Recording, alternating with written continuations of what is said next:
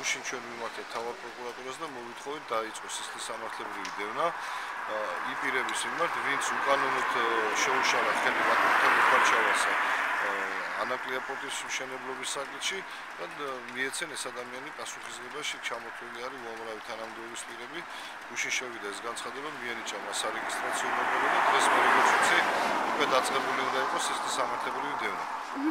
მაგალითისთვის ვინ არიან ეს მაღალი თანამდებობები? ჩამოთვლილი არიან ადეიშვილი, ჩამოთვლილი არის მერაბიშვილი და სხვადასხვა თანამდებობის პირები, გოროზია და ასე შემდეგ. პრეზიდენტი პირველ რიგში მიხეილ სააკაშვილი.